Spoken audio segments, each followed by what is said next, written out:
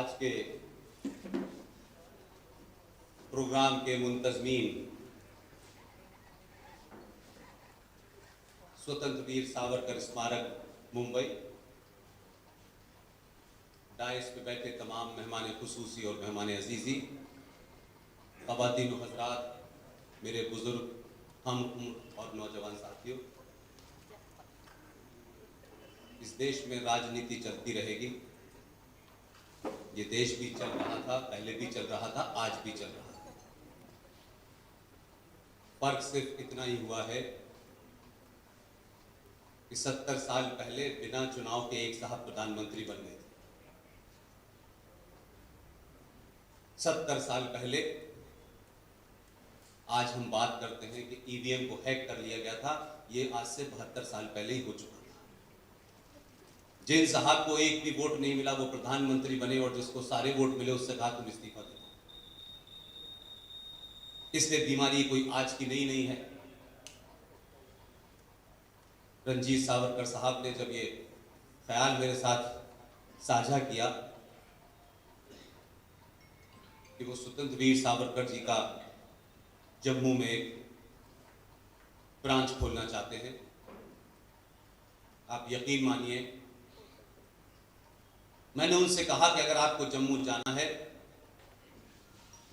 तो सिर्फ एक ही बहादुर आदमी है, आप उससे संपर्क कर लें, ब्रांच भी खुलेगी और पूरे एलानिया के साथ खुलेगी, उसका नाम है अंकुर शर्मा।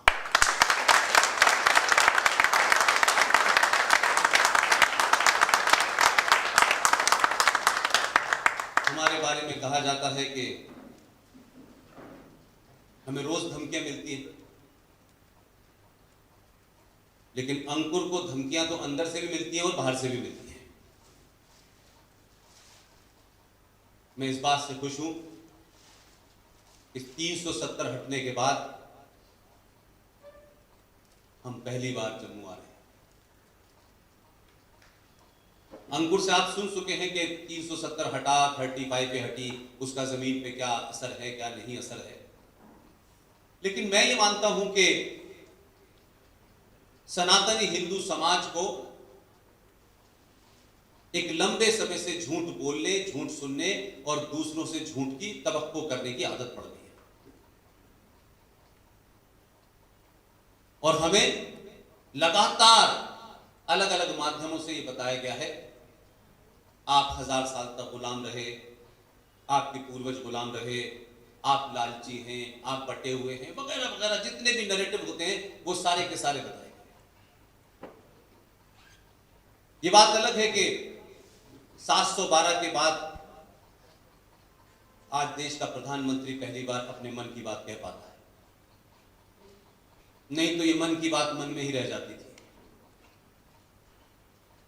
ये सिर्फ इसलिए नहीं हुआ है कि दिल्ली में कोई डिस्पेंसेशन बदल गया है,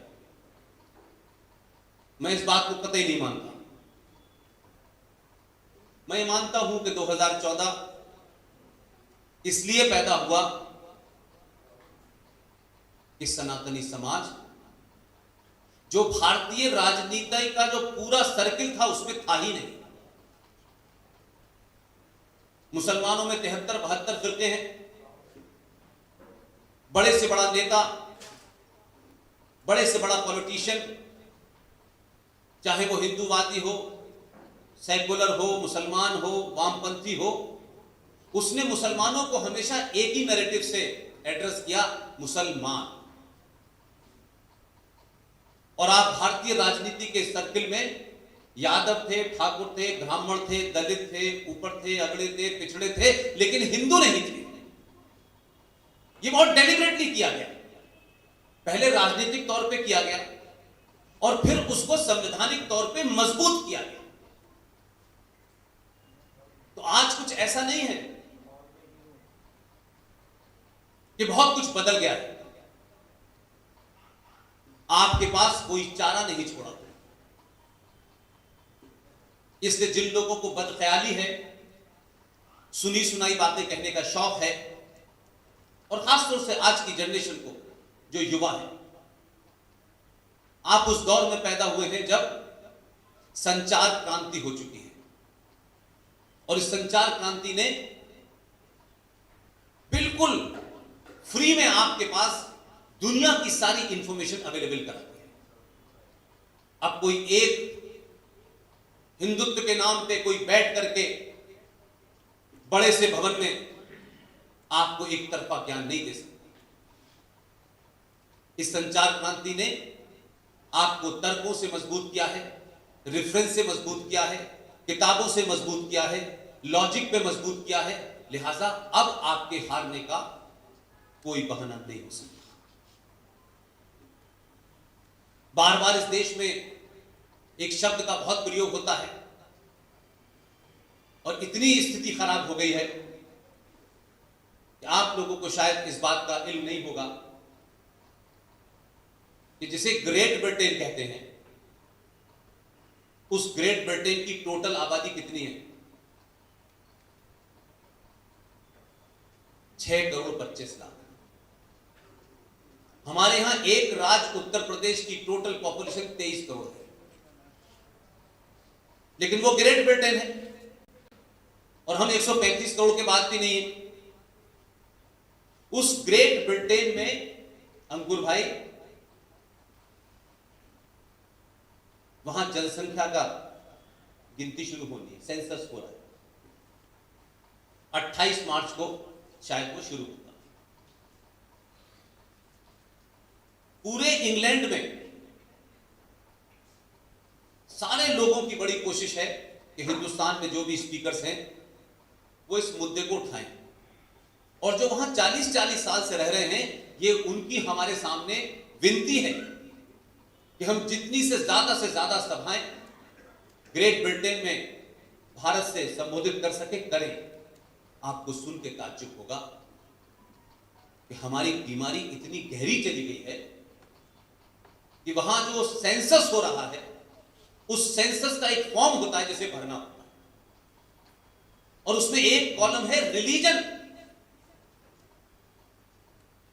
उसमें वहां का हिंदू लिख रहा है सेकुलर से। लोग हिंदू नहीं लिखना चाहते। ये इंग्लैंड में हो रहा है क्योंकि वहां की सरकारें उसकी गिनती के माध्यम पे फंड्स एलोकेट करती हैं। ये डर जब है जब कुछ लोग इंग्लैंड चले गए हैं और उन्होंने पूरे इलाके में बड़े बड़े बैनर लगा दिए हैं, इस इलाके में गैर मुस्लिम की एंट्री बैन है। ओपन नहीं है, कोई चीज छुपी नहीं है। हम 70 सालों में बीमार हो चुके हैं, और जब जब बीमारी ठीक होने का वक्त होता है, या तो कोई सामाजिक संगठन के नाम पे, हिंदुओं की ठेकेदारी के नाम पे, या राजनीतिक दल उसको उस बीमारी से निकलने नहीं देना चाहते। वो चाहते इसी में रहे, क्योंकि सबसे आसान है आपको कंट्रोल करना। इसलिए आप जिस बीमारी से ग्रस्त हैं, उस बीमारी का सबसे बड़ा नाम है सेकुलरिज्म। और हम इस पे कभी बात नहीं करना, तथ्यों पे बात नहीं करना चाहते। या तो सुनी सुनाई बात पे करेंगे, या किसी ने ऐसा कहा था। भारत का संविधान जब बना तो मैं समझता हूं कि उस वक्त डिबेट हुई, दिसंबर 48 की डिबेट की बात बता रहा हूं। दिसंबर 48 में जब डिबेट हुई तो बी.आर. अंबेडकर साहब से कहा कि भारत के संविधान को सेकुलर होना चाहिए। बी.आर. अंबेडकर ने साफ साफ शब्दों में कहा कि भारत हजारों साल पुरानी सभ्यता है, यहां अनेक लोग आए, मत आए और यहां आके बस गए। न किसी ने उनकी जात पूछी, न मजहब पूछा, और न ही कभी स्टेट या राजा ने कभी उनके साथ कोई डिस्क्रिमिनेशन किया। वर्ड डिस्क्रिमिनेशन था ही नहीं। लिहाजा हम ये जो संविधान बना रहे हैं, ये सरकार चलाने का एक डॉक्यूमेंट है, समाज चलाने का डॉक्यूमेंट नहीं। और जिनको शक हो वो दिल्ली जाएं, आर्काइव में ये सारे डॉक्यूमेंट साइन रखे हुए, और उस संविधान, ओरिजिनल संविधान की कॉपी का पहला हिस्सा ये मेरे पास है। इसमें कहीं सेकुलर शब्द नहीं लिखा हुआ, कहीं नहीं लिखा इसमें। और यह भी आपको बता दूं कि भारत का संविधान पहले लिखा गया, प्रीएम्बल बाद में बना। लोग समझते हैं कि प्रीएम्बल पहले आ गया था, प्रीएम्बल बाद में बना। और 26 जनवरी 1950 के बाद भी काम चलता रहा, क्योंकि जनती थी कुछ लोगों को प्रधानमंत्री की सीट चली जाएगी। और सेकुलर शब्द आया कहां से, जो हमारी संस्कृति में फिट ही नहीं बैठता। सेकुलर शब्द यूरोप के अंदर था, और यूरोप के अंदर जो राजा था, जो किंग था, वो चर्च से चलता था, चर्च गाइड करता था, उसकी इंस्पायरेशन चर्च होती थी। तो उस वक्त ये बहस हुई कि कहीं ऐसा ना हो कि राजा, जो लोग नॉन क्रिश्चियन हैं, ईसाई नहीं है या नास्तिक हैं, दहरिये हैं, दूसरी चीजों को पूछते हैं, कहीं उनके साथ डिस्क्रिमिनेट न करते। लिहाजा इस शब्द को कॉइन किया गया और यह शब्द लागू हुआ। लेकिन हमारे यहां राजा का धर्म होता है, इसलिए कैसे आपके समाज में चीजों को इम्बाइब कर दिया गया, क्योंकि आप उस सभ्यता के मानने वाले थे जहां बहुत से शब्द थे ही नहीं। सनातन संस्कृति का पूरा इतिहास पढ़ लीजिए, हजारों साल का इतिहास पढ़ लीजिए, बलात्कार शब्द हमारे किसी ग्रंथ में मिलते ही नहीं, हमारे किसी लिटरेचर में मिलते ही नहीं।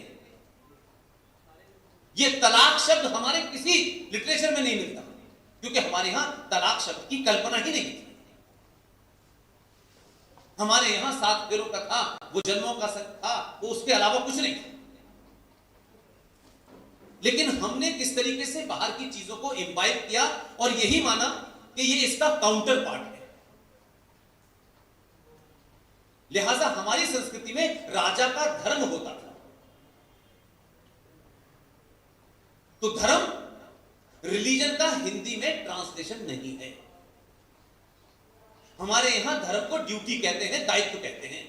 एक पिता का पुत्र के प्रति, एक मां का बेटे के प्रति, एक पति का पत्नी के प्रति, राजा का अपनी प्रजा के प्रति क्या धर्म होना चाहिए, उसमें घंटा बजाना और मंत्रों का उच्चारण करना नहीं होता था। उसकी ड्यूटी क्या है, उसे हमारे यहां धर्म कहा गया। और धर्म के मानने वाले विशाल हृदय के लोग थे। लिहाजा जब यहां भारत में यकायक लोगों को लगा कि बाबा साहब अंबेडकर के संविधान से उनकी सत्ता मजबूत नहीं हो रही, एक मोहतरमा जो लोकतंत्र के माध्यम से प्रधानमंत्री बनी और लोकतंत्र के माध्यम से प्रधानमंत्री होने के बाद वो डिक्टेटर हो गई। तो जब उनके खिलाफ समाज में विद्रोह हुआ और एक शख्स बिहार की धरती सिताब दियारा से निकला और उसने क्रांति खड़ी कर दी, इमरजेंसी इस देश में लगी और 1976 में बिना किसी डिबेट के, ना तो पार्लियामेंट के अंदर ना पार्लियामेंट के बाहर, कोई डिबेट नहीं हुई, एक मोहतरमा को अपनी गद्दी खतरे में लगी। तो उन्होंने कहा करा क्या जाए। उस वक्त मैं नहीं कह रहा, यह रिकॉर्ड की चीज है, भारत की पार्लियामेंट में 50 से ज्यादा एमपी केजीबी के एजेंट थे और रशा के दबाव में आपने सेकुलरिज्म और सोशलिज्म शब्द को डाला। और जब यह डाला जा रहा था तो एक बहुत बड़े विद्वान थे, उन विद्वान के बेटे को अक्सर आपने नाम सुना होगा। वो आजकल सुप्रीम कोर्ट में जज कैसे बनाए जाते हैं इसकी सरेआम ट्रेनिंग देते हैं।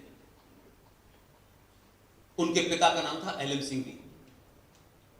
मुझे अपने शुरू के दौर में उनसे मिलने का मौका मिला। बहुत विद्वान आदमी थे। इंदिरा गांधी ने उनकी ड्यूटी लगाई कि आप इस सेकुलर शब्द का हिंदी अनुवाद क्या होगा ये बताएं। खूब खोज करने के बाद, दुनिया भर की डिक्शनरी तय करने के बाद उन्होंने कहा कि इसका अर्थ पंथ निरपेक्ष होगा, धर्मनिरपेक्ष नहीं हो सकता। इंदिरा गांधी किसके एजेंडे पे थी, किस दबाव में थी? उन्होंने आखिर में से धर्मनिरपेक्ष ही रखा।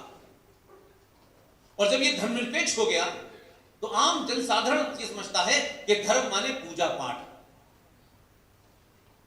तो आपने धर्म को रिलीजन के समकक्ष खड़ा कर दिया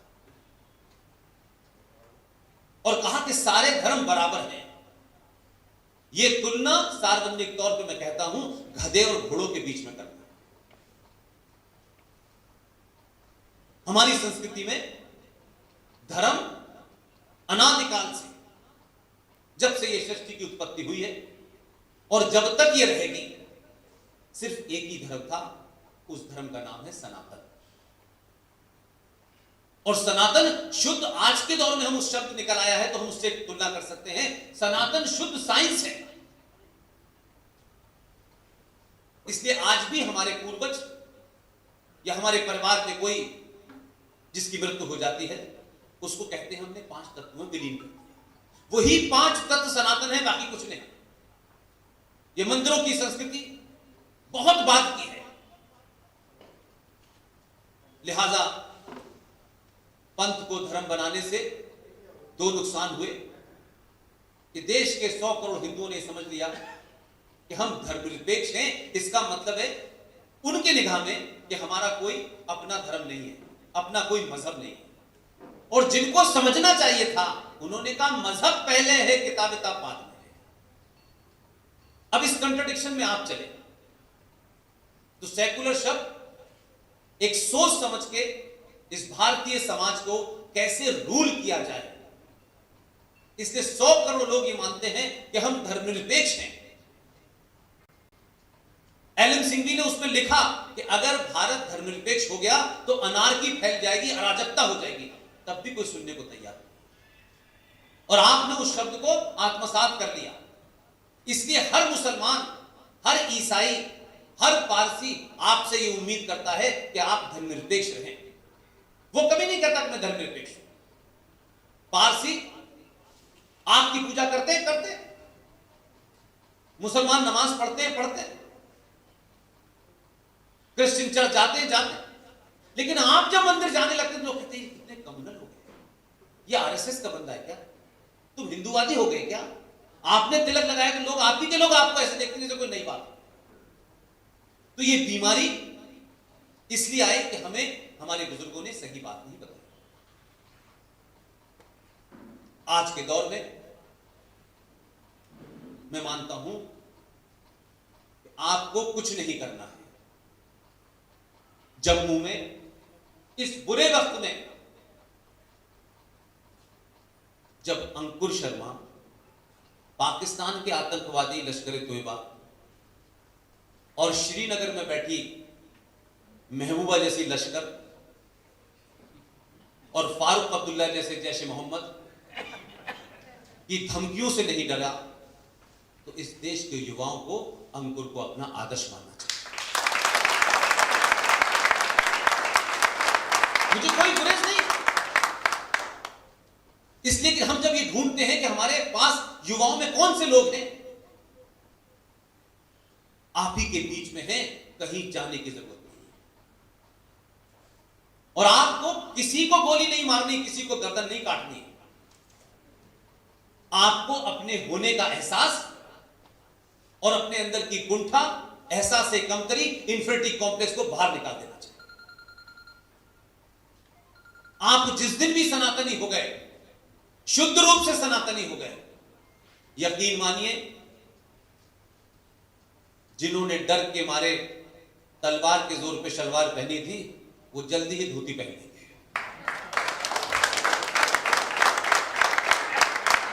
इसलिए अखंड भारत, हिंदू राष्ट्र, इसको चिल्लाने से दुनिया में कहीं हिंदू राष्ट्र नहीं बनता। संविधान में तो बहुत सारी चीजें हैं, लेकिन क्या आप सब मानते हैं दुनिया का पहला समाज है ये सनातन। पहला समाज है कि जिस देश में 100 करोड़ के आसपास है, वही समाज संविधान होने के बावजूद भी हाथ जोड़ता है और इस देश की सरकारों से विनती करता है कि हमें समान नागरिक अधिकार चाहिए। न इस पे हंसी आती है बल्कि रोना आता है कोई मेजॉरिटी समाज अपने देश के अंदर समान नागरिकों की बात नहीं करता, क्योंकि माइनॉरिटी करती है ये बात कि हमें समान अधिकार चाहिए। अंकुर भाई, आपने जिस माइनॉरिटी की बात की है, मैं उस पर एक और पाखंड आपको बताता हूं जो राष्ट्रीय स्तर पर चल रहा है। 76 में ये संविधान सेकुलर हो गया। 93 में, क्योंकि बाबरी मस्जिद का मामला बहुत तेजी से ऊपर चल रहा था, हमारे यहां राजनीति चली कैसे है। 1991 में नरसिम्हा राव ने बिना किसी से पूछे, किसी को कॉन्फिडेंस में लिए, क्योंकि उसमें 99% हिंदुओं टारगेट पे थे, बाबरी मस्जिद के मामले को अलग करा राम मंदिर के, और एक कानून बनाया। उस कानून का नाम था प्लेसेस ऑफ वर्शिप एक्ट। 90% हिंदुओं से पूछो, ये उनको पता नहीं। यानी जिन्होंने हमारा अहित किया है, नुकसान पहुंचाया है, हम उस शत्रु को भी नहीं जानते, न जानना चाहते हैं। लड़ना दूर, हम बातचीत करके लोगों को अवेयर भी नहीं करना चाहते। और कहा कि प्लेसेस ऑफ वर्शिप एक्ट बन गया है, उसमें से राम मंदिर का मुद्दा अलग रहेगा। पूछा ये प्लेसेस ऑफ वर्शिप एक्ट क्या है, तो कहा गया कि 15 अगस्त 1947 को औरंगजेब से लेकर बाबर और बाबर की नाजायज औलादों ने 30,000 मंदिर, भगवान राम का मंदिर, काशी का मंदिर और मथुरा का मंदिर तोड़ा है। इनकी यथास्थिति बना दी गई। अब इसमें कोई बदलाव नहीं हो सकता। ये बिल्कुल वैसे ही है कि कोई मेरे घर को लूट ले, मुझे बेघर कर दे, और सरकार ये कहे कि अब ये यथास्थिति रहेगी, आप बाहर बैठिए, आक्रांता अंदर। हमने होने दिया। और 1992 में, क्योंकि मंदिर मूवमेंट बहुत तेजी पे था, तो सरकार को लगा कि मुसलमानों को खुश करना है। तो जो आदमी 1947 से 58 तक भारत का पहला अनपढ़ जाहिल, निहायत गंवार, न स्कूल गया, न केजी गया, न कॉलेज गया, न यूनिवर्सिटी गया, उसे शिक्षा मंत्री बनाया। वो 47 से 58 तक शिक्षा मंत्री रहा भाई। लेकिन 58 से 1992 तक उसका मूल्यांकन नहीं हुआ कि उसने भारत में क्या दिया। लेकिन यकायक लगा कि यार मंदिर का मामला गड़बड़ हो गया है, बाबरी मस्जिद टूटने वाली है, तो उसे भारत रत्न दे दिया गया ताकि मुसलमान खुश हो। हमारे यहां अपीस करने का लेवल भी क्लासिक है। और फिर 1993 में क्या किया कि मुसलमान तो खुश नहीं हो रहे, ये मुसलमान तो अल्लाह से भी खुश नहीं है, हमसे क्या खुश होंगे यार। जो मोहम्मद के सगे नहीं हुए, हमारे सगे होंगे क्या। ये रिजवी साहब बैठे हुए, पूछिए इनसे, अली को किसने मारा, उनकी बेटी फातिमा, अली की पत्नी, उन्हें किसने मारा, नवासों को किसने मारा, रामलाल श्यामलाल, नहीं मारा। जब वो खुद मोहम्मद साहब के नहीं हुए, उनके बेटे के नहीं हुए, दामाद के नहीं हुए, बेटी के नहीं हुए, उनके नवासों के नहीं हुए, वो आपसे कह रहे हैं हम भाई भाई हमारा। लेकिन ये चल रहा, ये बात को तो लोग कहते हैं आप तो हिंदूवादी, इसमें हिंदूवाद कहां से आ गया। हां, झूठ बोलो, अच्छी अच्छी बातें करो, मक्कारी की बातें करो, तो इस देश में आपको पद्मश्री जरूर मिल जाएगा। 1993 के अंदर यकायक लगा कि यार अब तो ये मस्जिद ढह गई है, तो आपने दबाव में बिना किसी डिस्कशन के पार्लियामेंट में एक अध्यादेश जारी कर दिया। और अध्यादेश में कहा गया कि जो मुसलमान हैं 19%, 93 की बात बता रहा हूं, 19% मुसलमान, 50,000 पारसी, 1.5% सिख, 1% बौद्ध और 3.5% ईसाई, ये माइनॉरिटी में है। किसी से पूछा नहीं, कोई सिख इनके पास नहीं जाता कि भाई हमें माइनॉरिटी डिक्लेयर कर दो। लेकिन हिंदुओं के लार्जर फैमिली को तोड़ना और मुसलमानों को एक अलग जगह दे देना, उस वक्त बना नेशनल कमीशन फॉर माइनॉरिटी, जिसे आप अल्पसंख्यक आयोग कहते हैं। इस अल्पसंख्यक आयोग के अंदर देखिए फर्क यही है, हमारे साथी भी लड़ रहे हैं वहां दिल्ली में कि अल्पसंख्यक आयोग गलत है, लेकिन लड़ाई लड़ने का ढंग बदलिए, लालच से ग्रस्त मत होइए, और दुनिया की कोई ताकत आपको आपके वक्त से पहले नहीं मार सकती है, ध्यान रखिए, कोई नहीं मार सकती। जिस दिन हिंदुस्तान के युवाओं में चापलूस नेताओं के पीछे लगने की मानसिकता समाप्त हो जाएगी, अपने पुरुषार्थ को जिस दिन यकीन हो जाएगा, उस दिन दुनिया की कोई ताकत आपको रोक नहीं सकती। अंकुर शर्मा ने यह काम जम्मू में अकेले किया। सुप्रीम कोर्ट न जम्मू में है न श्रीनगर में है, यहां से जाके वो फैसला लिया जो दिल्ली के लोग नहीं ले पाए। यही बुनियाद है, इसी बुनियाद पर लड़ रहे हैं। लेकिन एक नई मक्कारी आई है, ये काले कोट वाले ऐसे ही नहीं है, इन्होंने एक नया ढंग निकाला। कहा कि साहब ये नेशनल कमीशन फॉर माइनॉरिटीज जो है, 2011 का सेंसस जो राष्ट्रीय सेंसस है, उसमें पूरे देश में 9 राज्यों में हिंदू माइनॉरिटी में है। 2011 की जनगणना ये कहती है। तो बराबर ये कहते रहे कि साहब ये नेशनल कमीशन फॉर माइनॉरिटी जो बना हुआ है, ना तो यूएनओ के बैकग्राउंड पे बना हुआ है, ना भारत में कोई ऐसी डेफिनेशन तय हुई है कि 19% लोग भी माइनॉरिटी में हैं, यानी 25-22 करोड़ लोग माइनॉरिटी में हैं और 50,000 बेचारे पारसी माइनॉरिटी में हैं, कोई बैलेंस ही नहीं है। तो उस पे कोर्ट ने पहले तो हमें यह कहकर टरकाया कि अब इस पे क्यों बवाल खड़ा करना चाहते हैं, लेकिन एक साथी अश्वनी उपाध्याय जी लगातार लगे। तो देखिए कैसे आप, जब समाज कमजोर होता है, उसी सुप्रीम कोर्ट ने जब यह बात सुनवाई हुई कि 9 राज्यों में हिंदू माइनॉरिटी में है, तो उनको लगा कि माइनॉरिटी कमीशन हम खत्म करेंगे तो जज साहब हैं, कहीं हमारे ऊपर कम्युनलिज्म का चार्ज ना लग जाए, तो भले ही संविधान की मटियामेट हो जाए, लेकिन हमें अपने आप को करेक्ट रखना है। तो उन्होंने एक मक्कारी का काम किया, माइनॉरिटी कमीशन समाप्त करके भारत के संविधान को सही मायने में सेकुलर बनाना चाहिए था, डिस्क्रिमिनेशन वाली क्लॉज निकालना चाहिए था। उन्होंने क्या कहा कि देखिए ऐसा है, उन्होंने अभी 1 हफ्ते पहले भारत सरकार को 4 हफ्ते का समय दिया कि 4 हफ्ते में आप डिक्लेयर करें कि 9 राज्यों में हिंदू माइनॉरिटी में है। अब इसमें कुछ लोग जो हैं तत्कालिक तौर पे ऐसे कुछ बोले कि कोई बहुत बड़ी चीज, मैं कह रहा हूं कि यह भविष्य के लिए एक भयानक भूल होगी। अगर हिंदू यह समझता है कि जब वो माइनॉरिटी में आएगा तभी उसे विशेष रियायतें मिलेंगी, तो हमारे यहां ऐसे मूर्खों की भी लंबी लाइन है कि वो कहेंगे जल्दी से माइनॉरिटी में आ जाओ। एक नजीर पेश की है, केरल के अंदर सरकारी नौकरियों के अंदर कहा जा रहा है कि अगर आप क्रिश्चियन हो जाएं तो ये फैसिलिटीज मिलेगी। अगर कश्मीर में ये हो रहा है कि जो मजहब में चला जाएगा वो बलवान भी होगा, वो ताकतवर भी होगा, उसे सब कुछ मिलेगा, तो स्टेट ये कह रही है कि जब तक हिंदू हो तुम्हारे साथ डिस्क्रिमिनेशन होगा, जैसे ही मुसलमान बनोगे, ईसाई बनोगे, तुम्हें सब कुछ मिलेगा। तो स्टेट देश को कन्वर्ट करना चाहती है क्या?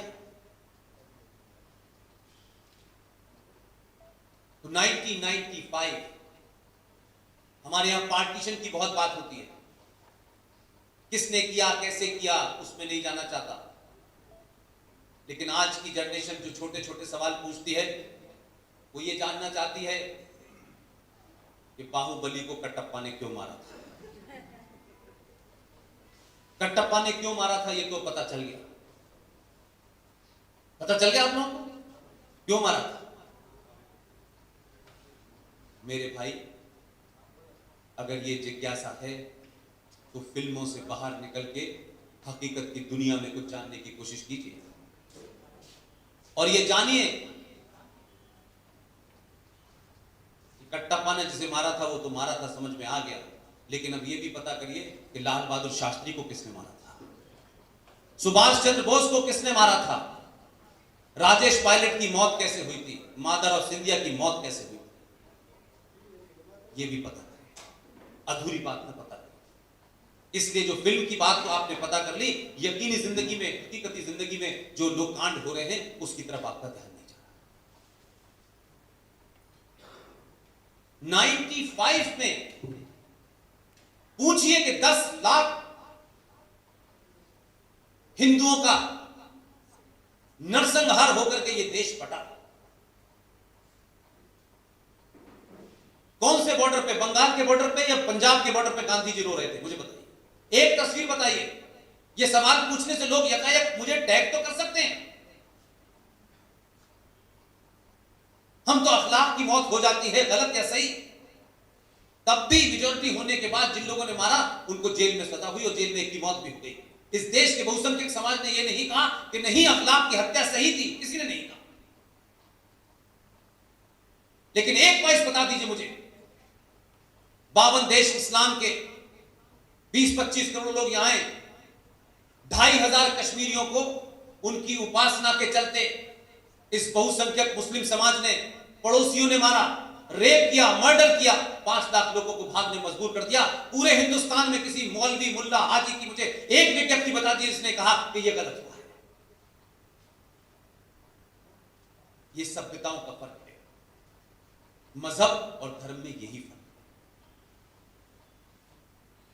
इसलिए हमारे यहां हम बहुत सेलेक्टिव बात करते हैं और हर वो बात करते हैं जो अच्छी अच्छी लगे।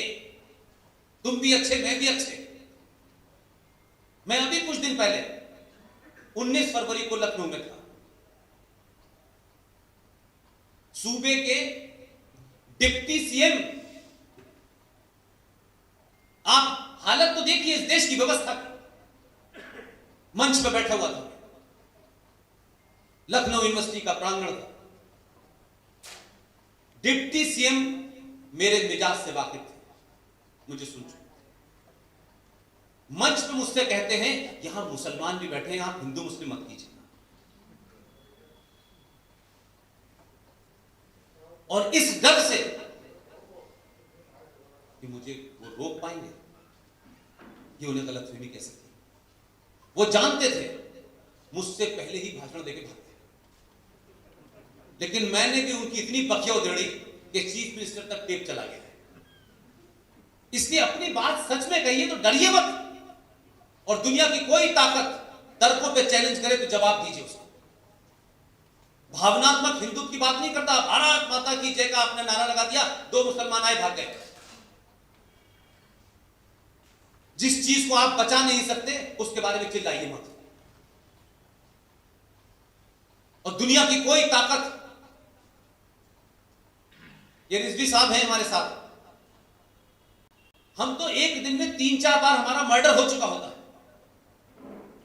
ये कोई नई बात नहीं है और ये कोई ओवर कॉन्फिडेंस नहीं है। अगर आप ये मानते हैं, सनातन ये मानता है कि जिसमें भी जान है, पेड़ है, पौधा है, कुत्ता है, बिल्ली है, जानवर है, जो पैदा हुआ है उसका जाना तय है। कुछ लोग सड़क एक्सीडेंट में भी मर जाते हैं और देश का प्रधानमंत्री एक प्लेन में बैठता है, आर्मी के 9 कमांडर होते हैं, प्लेन बीच एयर में 2 टुकड़े होकर गिर पड़ता है, 9 कमांडर मर जाते हैं। 97 ईयर ओल्ड प्राइम मिनिस्टर एक कीचड़ में जाके गिरता है और तब भी जिंदा है। उसका नाम था मोरारजी देसाई। जिसकी आ गई है उसको कोई रोक नहीं सकता और जिसकी नहीं आई है उसे कोई ले जा नहीं सकता। इसलिए जब तक हैं अपने होने पे विश्वास कीजिए कि आप हैं। हजारों दिन मरने के जीने से अच्छा है एक दिन की जिंदगी जीजिए, बहादुरी के साथ जीजिए। किसी के साथ अन्याय मत करिए, लेकिन किसी का अन्याय बर्दाश्त भी मत कीजिए। आज सब कुछ है आपके पास, हर चीज मौजूद है। आज सेकुलरिज्म की बड़ी दुहाई दी जा रही है। हर बात में सेकुलरिज्म, चलते फिरते उठते बैठते सेकुलरिज्म। इसलिए समस्या नहीं है ये शाहीन बाग, ये किसान आंदोलन, ये दुनिया भर में जो प्रॉब्लम है, ये इसलिए नहीं है कि भारत की सत्ता के ऊपर कोई हिंदूवादी लीडर बैठ गया है। मैं नहीं मानता, ये इशू नहीं है। उनका प्रॉब्लम क्या है, और उसकी जड़ कश्मीर में थी। अंकुर भाई, मैं मानता हूं कि 370 हटने से सब कुछ नहीं बदला, मानता हूं मैं इस बात। 712 के बाद पहली बार आपने अपना होश संभाला है, और आपको लगता है कि हम भी हैं यार, हमारा भी कोई स्टेक है, या सिर्फ हम जीएसटी देने और इनकम टैक्स देने के लिए। इसलिए 370 हटी, तो मैं आज भी उसे कई कारणों से डिफेंड करता हूं। 370 भारत में, गणतंत्र भारत में, लोकतंत्र भारत के अंदर एक इस्लामिक स्टेट थी, जिसे भारत के संविधान ने मजबूत किया उस वक्त के मुसलमानों के दबाव में। मुझे याद है आपकी वजीर आला चिल्ला चिल्ला के कहती थी 370 को अगर छुआ तो हम 1947 जैसे हालात कर देंगे। मैं इस बात को इस तरह भी कह सकता हूं, उसने ये चुनौती दी, एक मुख्यमंत्री होते हुए कह रही थी ये बात कि झंडा उठाने वाला नहीं मिलेगा दिल्ली के अंदर। लेकिन पूरा समाज जो बड़ा पॉलिटिकली करेक्ट होना चाहता है, विश्वविद्यालय के बड़े बड़े प्रोफेसर, राजनीतिक लोगों को छोड़ दीजिए, जो समाज, आम समाज है जिसका कोई कमिटमेंट नहीं है किसी पॉलिटिकल पार्टी के साथ, वो क्यों नहीं बोला? ये बीमारी हमें क्यों है कि हमारी लड़ाई कोई पड़ोसी लड़ेगा, हमारी लड़ाई आएंगे भगत सिंह लड़ेंगे, सुभाष लड़ेंगे, हम नहीं लड़ेंगे। हम तो लड़ाई जब हो चुकी होगी तो पद लेने के लिए खड़े हो जाएंगे कि अब हम आ गए। लेकिन 1947 की बात इसलिए इंपॉर्टेंट है कि भारत में पिछले 70 सालों में एक इनविजिबल, न दिखने वाली एक पैरेलल सत्ता इस देश में चल रही थी, जिसका जिक्र कम होता था, लेकिन वो बराबर आपके साथ थी। इसलिए 370 जब हटी तो इस इनविजिबल सत्ता का पहला गढ़ ढहाया गया। इसलिए लोगों को तकलीफ है कि मोदी के आने से देश में कोई नई बात नहीं हुई है। मोदी के आने से पहले आप बदल गए हैं और आपको अपने होने का एहसास होने लगा है। इसलिए आपके चलने का अंदाज बदल गया है, गाने सुनने का अंदाज बदल गया है और भाषण सुनने का अंदाज बदल गया है। इसीलिए शायद आप मुझे सुन गए, और कुछ नहीं है, अभी बहुत थोड़ा सा बदला, लेकिन वो ये जानते हैं, पूरी दुनिया आपको जानती है, पूरा यूरोप आपके बारे में लिखता है कि सिर्फ इस्लामिक आतंकवाद से पूरी दुनिया में कोई देश लड़ सकता है, उस देश का नाम है भारत। वो ऐसे ही नहीं कहते, ये कंक्लूजन उनका किसी बुनियाद पे है, भावना पे नहीं, क्योंकि आप एक लंबे समय से इस इस्लामिक आतंकवाद से बिना दिखाई दिए लड़ रहे हैं, डेली लड़ रहे हैं। क्या अंकुश शर्मा, अंकित सक्सेना, रिंकू शर्मा, इनकी हत्या इसलिए हो रही है कि इनकी शर्ट पैंट पसंद नहीं थी मुसलमानों को, इनका रंग पसंद नहीं था मुसलमानों को? मई 2014 से लेकर के 2019 दिसंबर तक एक डाटा बनाया है, इसमें सब कुछ है। किस गली में, किस मोहल्ले में, किस तहसील में, किस डिस्ट्रिक्ट के अंदर, किस स्टेट के अंदर कौन सा हिंदू मारा गया, किस मुसलमान ने मारा, किस डेट में एफआईआर हुई। 23 मई 2014 से दिसंबर 2019 तक पूरे देश में 161 हिंदू मुसलमानों की मॉब लिंचिंग में मारे गए। ये आपको नहीं पता, इसे बताना कम्युनलिज्म है, अखलाक की बात करना सेकुलरिज्म है। जुनैद की हत्या मुसलमान की हत्या है और रिंकू शर्मा की हत्या लॉ एंड ऑर्डर है। आप इस देश के दुश्मनों के बनाए नैरेटिव को चला रहे हैं, क्योंकि आपको इस बात का अंदाजा नहीं है हम कह क्या रहे हैं। तो जब तक यहां ठीक नहीं होंगे, जमीन पे कुछ ठीक नहीं होगा। इसलिए मुझे खुशी है कि आपके बीच में एक युवा है जो लगातार इन मामलों को उठा रहा है। आप सबको उसकी ताकत बनना चाहिए।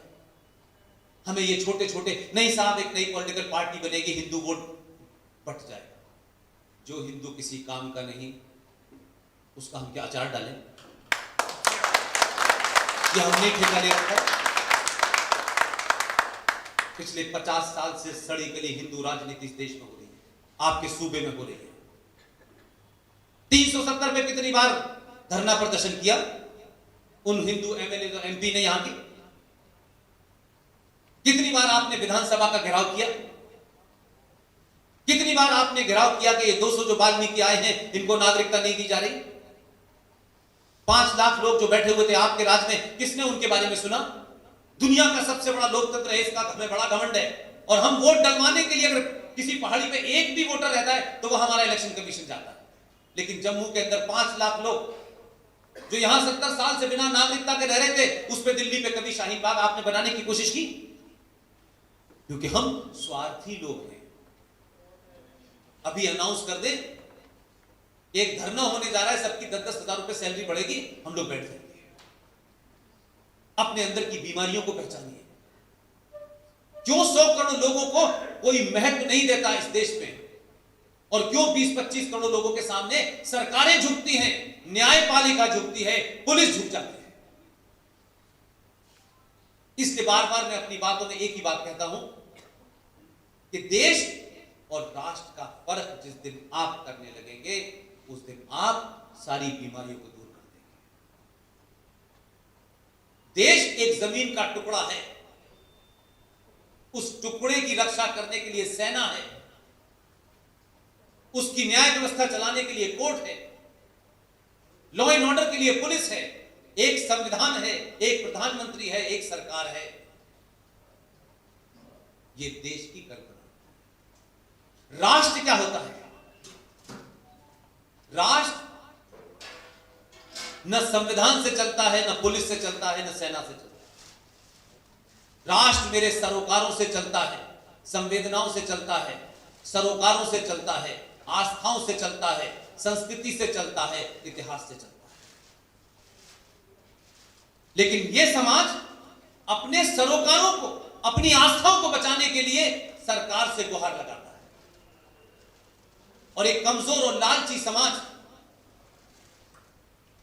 हमेशा कोशिश करता है कि वो काम खुद न करे, कोई दूसरा करे।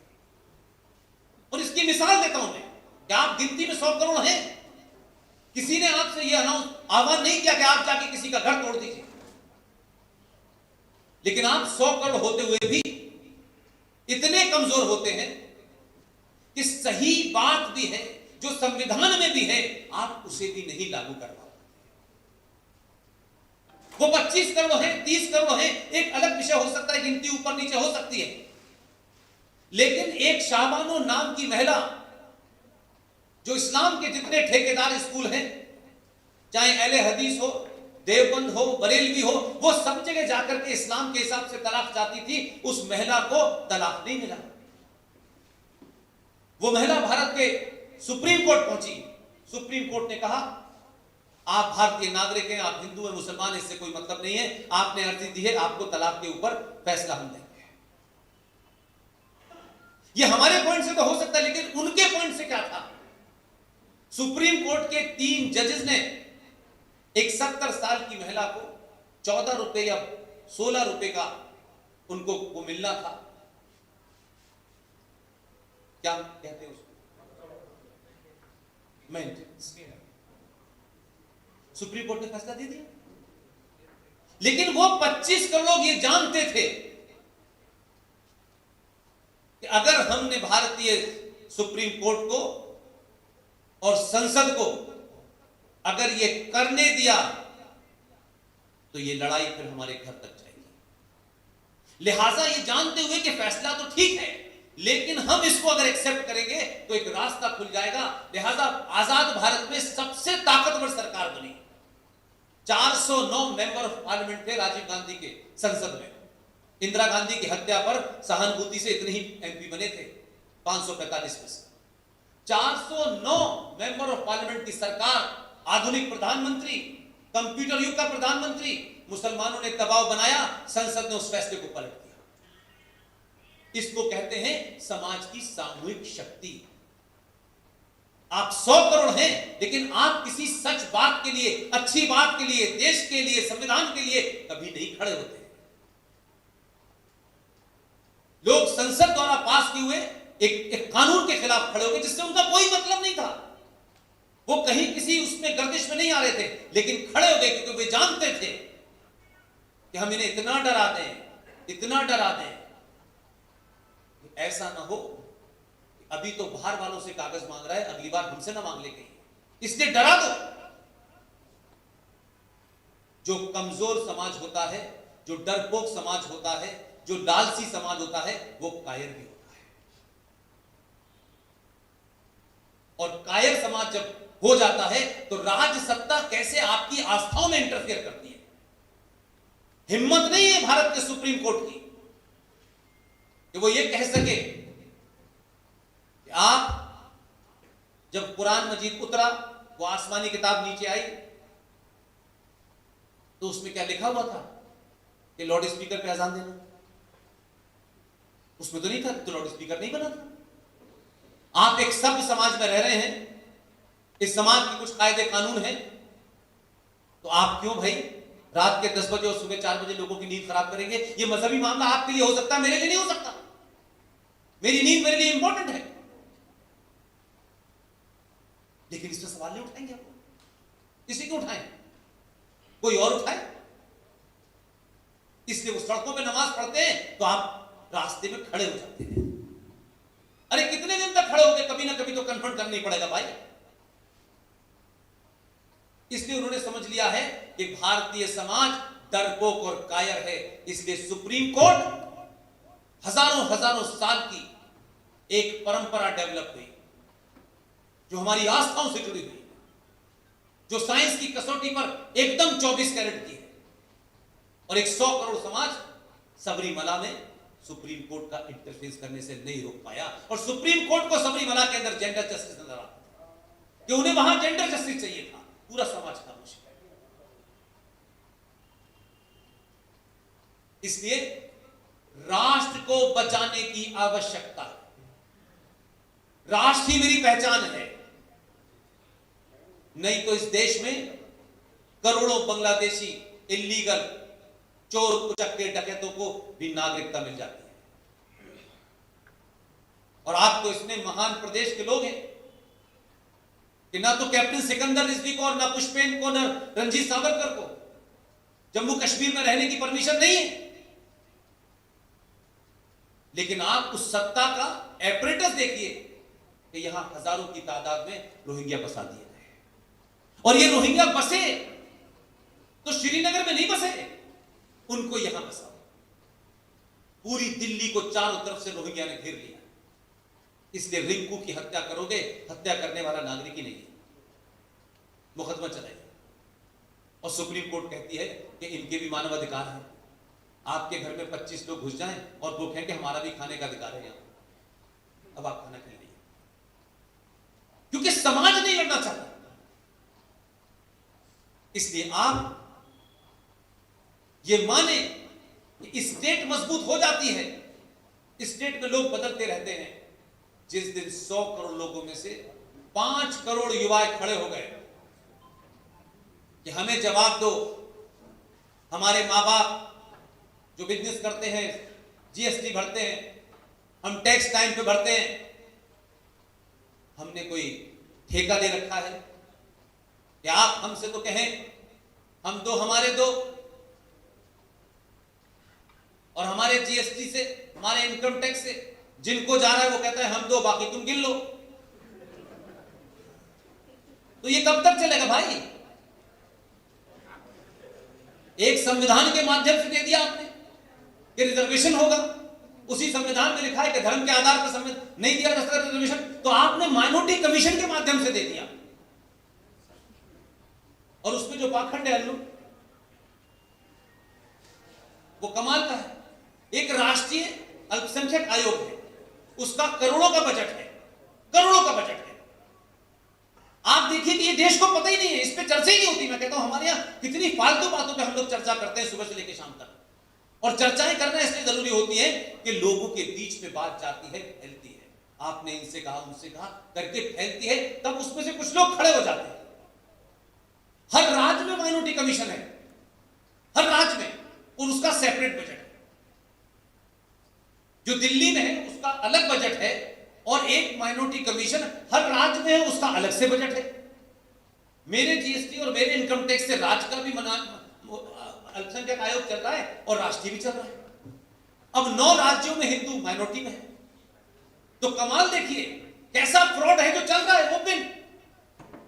एक लक्षद्वीप नाम की जगह है, मिजोरम है, मणिपुर है, नागालैंड है, पंजाब है, कश्मीर है, एक आध जगह और होगी, कुल मिला के 9 राज्य हैं जहां हिंदू माइनॉरिटी।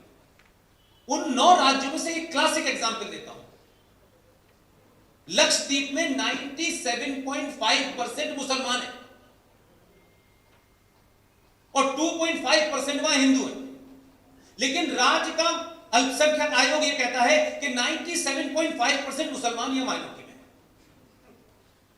यह सुनने में ताज्जुब लगता है। मेरा पैसा दिल्ली से भी वहां जा रहा है, मेरा पैसा राज्य से भी उस 95% लोगों को जा रहा है। क्या इसमें कोई हिंदू मुस्लिम है? इस डिबेट में क्या प्रॉब्लम है? क्यों नहीं होना चाहिए? क्यों सवाल नहीं उठना चाहिए कि अगर 76 में भारत सेकुलर हो गया था तो फिर आपने माइनॉरिटी कमीशन क्यों बनाया? क्यों आप बैक रूट से रिजर्वेशन लेके आए? और आप तो अंकुर जी रोशनी एक्ट की बात कर रहे हैं, आप तो जमीन छुड़वा रहे हैं। आपको भी पता है और आपको भी पता है कौन कौन शामिल है जो दोबारा से पिटीशन देने गए। माफ कीजिएगा, अपने लोगों के चेहरे से जिस दिन मुखौटा उतारना शुरू करेंगे सब लाइन पे आ जाएंगे। ये मेरा है और ये तेरा है करेंगे, नहीं होगा। मेरे आदमी ने किया है तो उसकी चोरी न करो दूसरी, तो फिर आप ईमानदार नहीं। इसमें अपनों को भी आपको लाइन पे लेना होगा। भारत का पहला सबसे बड़ा, आप मेरी बात को आज के पर्सपेक्टिव में देखेंगे, समझेंगे तो शायद आपको बेहतर समझ में आएगा। आज जो कुछ भारत में हो रहा है 1947 में पाकिस्तान नहीं बना था। 1947 में एक सोचे समझे एजेंडे के तहत दुनिया का सबसे बड़ा लैंड जिहाद हुआ। इट वॉज ए लैंड जिहाद। और फिर यहां रह गए मौलाना अबुल कलाम जैसे फ्रॉड। उन्होंने इस देश के अंदर, आप 100 गज जमीन लेकर के उसे बचाने में लगे हुए हैं। आपका कश्मीर, बंगाल और आसाम बन चुका है। इस देश में 500 से 600 कश्मीर बन चुके हैं जहां भारत सरकार की रिट नहीं चलती। स्टेट के बिजली डिपार्टमेंट का आदमी बिल लेने नहीं जाता, पानी का बिल नहीं भरते, प्रॉपर्टी टैक्स नहीं भरते। कोई माई का लाल जाके दिखा दे उसे ला दे। आप किसके लिए कमा रहे हैं? कहां है आपके लिए कुछ? कोई ब्राह्मण के घर में, ठाकुर के घर में, बनिए के घर में कोई पैदा हो गया, इसका मतलब वो अमीर हो गया। एक और पाकिस्तान से साहब यहां आए थे, इत्तेफाक से वो अल्लाह को प्यारे हो गए, उनके रिश्तेदार थे वो भी हो गए। वो दिल्ली हाई कोर्ट के चीफ जस्टिस थे। और जिंदा कौमें कैसे अपने एजेंडे की चीज को पकड़ती हैं। उन्होंने एक कमीशन बनाया, मैं उनको निजी तौर पे जानता हूं, खच्चर कमीशन। वो सच्चर थे, सियालकोट से आए थे, कुलदीप नैयर के रिश्तेदार थे।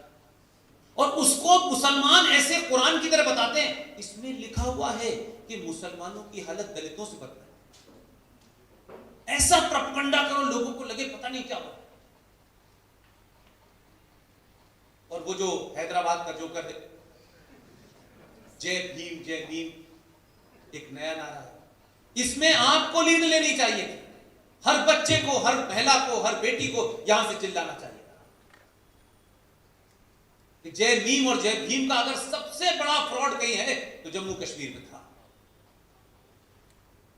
यह दुनिया का पहला ऐसा राज्य है, दुनिया का पहला ऐसा राज्य जहां आप किसी को उनकी जाति की वजह से लाते हैं,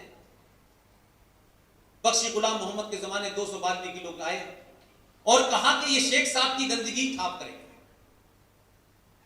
वो साफ करने लगे बेचारे। 56 में देश में किसको पता था, नौकरी मिल गई। लेकिन आप सोचिए,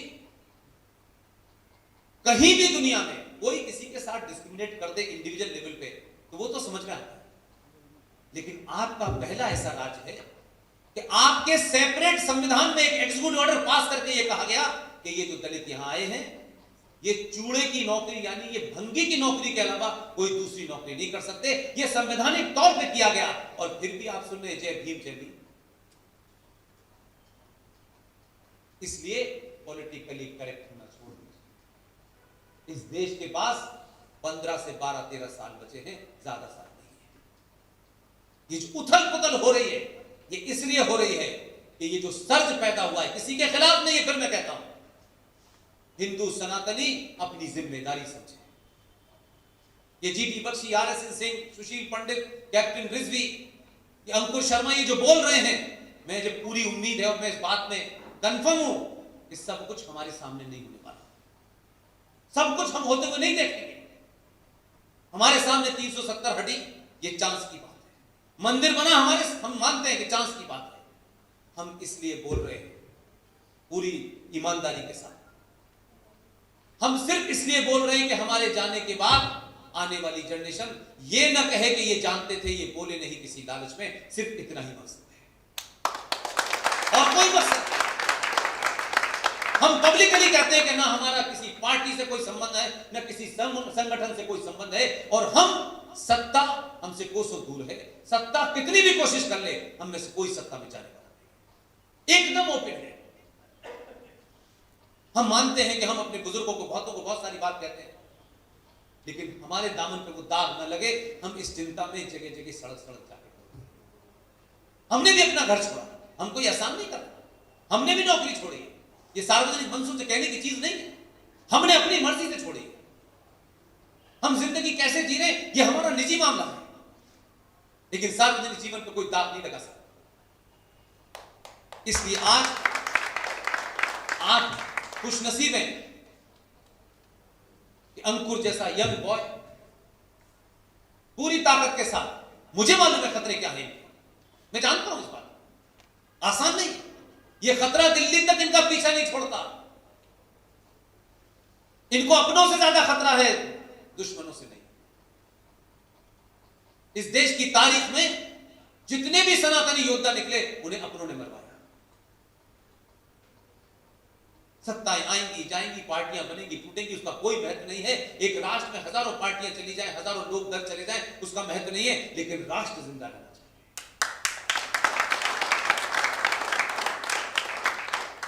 इसलिए माहौल बनाइए। संविधान के किसी बड़े मुद्दे पे जो संवैधानिक तौर पे कहा जाता है, हम कोई ऐसी मांग नहीं कर रहे हिंदू राष्ट्र बना दो। लिख देंगे अगर संविधान में हिंदू राष्ट्र हो गया तो क्या आप रातों रात बहादुर हो जाएंगे?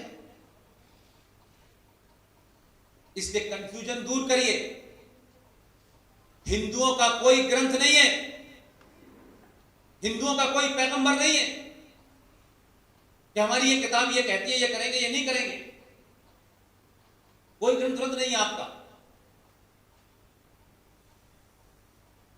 2007 में मैं और जीडी बख्शी कैप्टन साहब एक साथ थे। कल की बात है, एक जज साहब से मुलाकात की। कितना बड़ा काम लोग करके जाते हैं, लेकिन हम इतने कंजूस लोग हैं। किसी की तारीफ करने में भी हम शब्दों की कोताही करते हैं। क्यों हम तारीफ करते हैं कि हमारे तारीफ करने से गवर्नर ना बन जाए, हम इतना अपने आप को महान समझते हैं। इसलिए तारीफ तो एक ऐसी चीज है कि खूब करनी चाहिए, छोटी सी बात में भी ज्यादा करनी चाहिए, और उसका असर देखिए जब कभी कभी लोग आपकी तारीफ करेंगे तो आपके अंदर कैसा कॉन्फिडेंस पैदा होता है। 2007 में एक जज साहब थे, रंजीत भाई, इलाहाबाद हाई कोर्ट में।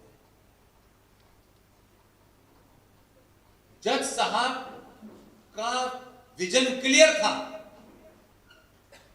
किसी गली मोहल्ले में कृष्ण जी के 2 मंदिर छोटे छोटे से थे, वो मुकदमा हाई कोर्ट चला गया। जज साहब को ऐसे लगा जैसे उनकी कोई मांगी हुई मुराद मिल गई उनकी। मुकदमा सुना और उसके डेलिब्रेशन में बात मंदिर के छोटे छोटों को फैसला करना था, वो तो रह गई पीछे। और उन्होंने कहा कृष्ण जी, और कृष्ण जी से गीता पे चले गए और ऐतिहासिक परिप्रेक्ष्य में कहा कि 1712 से लेकर के भारत की स्वतंत्रता संग्राम तक गीता एक बहुत बड़ा कारण रही है। और आखिर में फैसला क्या दिया पता है आप लोगों को?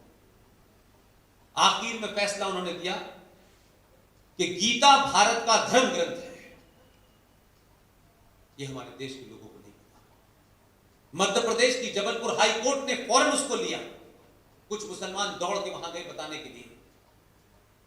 जस्टिस अजीत सिंह और जस्टिस संजय यादव ने मुसलमानों की कहानियां सुनी। उन्होंने कुरान शरीफ नहीं पढ़ा तो गीता क्या पढ़ेंगे जाहिल। और उसके बाद उन्होंने फैसला दे दिया। सुप्रीम कोर्ट कुछ लोग गए। सुप्रीम कोर्ट ने कहा जब आप अपनी बात जबलपुर हाई कोर्ट में नहीं साबित कर पाए तो हमारे पास क्यों आए। और मध्य प्रदेश पूरे देश में पहला राज्य है जहां गीता स्कूल में पढ़ाई जाती है। क्या उस फैसले को आप अपने यहां लागू करने के लिए इस फैसले की कॉपी लेकर के लेफ्टिनेंट गवर्नर के पास नहीं जा सकते? और जब गीता पढ़ेंगे और व्यवस्था में बैठने वाले लोग जब गीता पढ़ते हैं तो उसका असर क्या होता है? इसी प्रधानमंत्री ने, यही प्रधानमंत्री था, गया राष्ट्रपति के पास, पूछा कि भारत की पहचान के रूप में हम आने वाले मेहमानों को क्या दें। पता है हम क्या दे रहे थे? Taj Mahal Islamic point of view से भी किसी कब्र को घर में रखना हराम माना जाए। और हमारे हिंदू शास्त्रों में भी किसी कब्र का या अस्थियों को घर में नहीं रखा जाता है। लेकिन हमको तो इतनी मोहब्बत दिख रही थी उसमें, इतनी मोहब्बत दिख रही थी, टपक रही थी मोहब्बत, हमने उसे अपना देना शुरू कर दिया।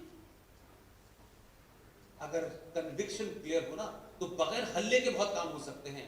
राष्ट्रपति को 24 घंटे में आदेश दिया कि इसे बंद कर दे, ये भारत की पहचान नहीं हो सकती। दुनिया की हर भाषा में गीता छपी और 70 देशों के राष्ट्र अध्यक्षों को पिछले 6 साल में दे चुका है। बदलाव करने और बदलाव जो कर दे। अब अगर मैं किसी की तारीफ कर दूं, क्या बीजेपी के आदमी, मुझे पता ही नहीं मैं किसका आदमी हूं, तो आप तारीफ तो करें, किसी की भी करें जिसका काम अच्छा लगता हो। आपके पास तो हीरो है, आप उसी की तारीफ करें। कोई बुजुर्ग महिला है, कोई बुजुर्ग आदमी है, वो अंकुर से टेलीफोन करके कहे कि बेटा डरना मत, हम तुम्हारे साथ खड़े हैं, ये ताकत भी इस आदमी को मजबूती देगी। ये युवा है, जाके पूछे कि भाई हमें बताइए कि अगला आपका एजेंडा कब है, हम आपके साथ चलेंगे। ये छोटी छोटी बातें मैं कह रहा हूं, बड़ी ताकत देती है। और जब आप गीता पढ़ते हैं और गीता बांटते हैं, और पुतिन भी पढ़ लेता है और ट्रंप भी पढ़ लेता है, तो आपका एक आदमी पाकिस्तान में छूट जाता है। पाकिस्तान में डिबेट चल रही थी, मैंने कल परसों भी कहा है, पाकिस्तान में डिबेट उस वक्त ये चल रही थी कि इसको रख लो अभिनंदन, जैसे कोई शो पीस हो। बोले इसे रख लेते हैं, कश्मीर पे बार्गेनिंग करते हैं। मूर्खों को मैंने कहा यार, हमने तुम्हारे 93,000 पकड़ के मुर्गा बनाया 2 महीने तक, हमने तुमसे बार्गेनिंग नहीं की, तुम हमारे एक आदमी की बार्गेनिंग करते। अब तो उनकी पार्लियामेंट में भी चिल्ला चिल्ला के एक चचा का फोन आ गया था वाशिंगटन से, किसी छोड़ दो और जल्दी छोड़ दो, क्योंकि इसने गीता पढ़ी हुई है और हम जानते हैं क्या करने वाला है।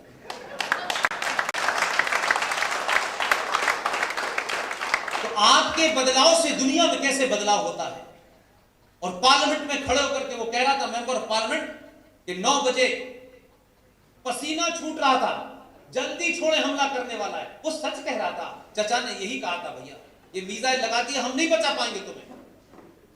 तो मेरा कहना सिर्फ ये है, बदलाव के लिए कहीं नहीं जाना है। जिस दिन अपने अंदर बदलाव कर लेंगे, ये समाज बदल जाएगा। और इस समाज के अंदर के गद्दार जो हैं अलग अलग शक्लों में, वो या तो लाइन पे आ जाएंगे या कहीं और आशंका बसा देंगे। बहुत बहुत शुक्रिया, थैंक यू वेरी मच।